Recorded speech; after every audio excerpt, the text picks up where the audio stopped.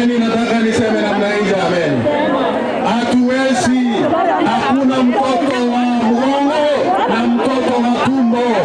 Haiwezekani ati wakati Profesa Kithure Kindiki ndiye naibu wa rais akiwa anatoka hapa Meru ati serikali imekuwa mbaya, na wakati mtu anaitwa Munyoro akiwa anatoka pale wa Munyoro akiwa ndani ya serikali ati wakati wa serikali iko sawa.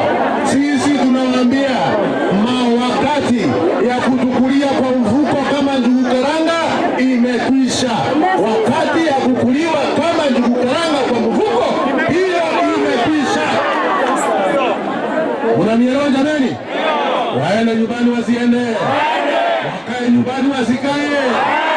Ndio maana tunasema Wamunyoro, Wamunyoro, Wamunyoro, Rigathi, Gachagua, Wamunyoro, Kalonzo, Kalonzo, Matiang'i, Matiang'i, Wamalwa, Wamalwa. Wakitaka kuchagua kondoo wachague, wakitaka kuchagua mjinga wachague, wakitaka kuchagua hiyo chama wachague. Sisi kama watu ya Meru, watu ya Tharaka Nithi, watu ya Embu, watu ya Mwea, watu ya Geshogo, watu ya Isiolo, tuko ndani ya hii serikali ya Mheshimiwa William Ruto kwa sasa. Kesho kutwa mwaka ambao uliofika 2027, 2028 mpaka 2032. Wewe Wamunyoro ukitaka kudanganya watu ya Murang'a na Nyeri watoke ndani ya serikali, wadanganya ni sawasawa.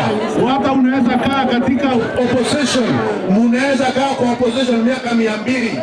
Hiyo haistui sisi, lakini haitawezekana tena ati mabarabara yote kubwa kubwa ikijengwa inajengwa Mount Kenya West.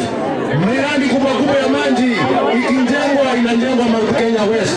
Miradi ya shule ikijengwa Mount Kenya West. Hata sisi wakati ya kupata project kubwa kubwa kama wa Meru, kama wa Tharaka Nithi, kama wa Embu, kama wa Mwea na kama wa Isiolo na Geshogo, hiyo wakati umefika, na umefika na hii serikali ya Mheshimiwa William Samoei Ruto. Tukae kwa serikali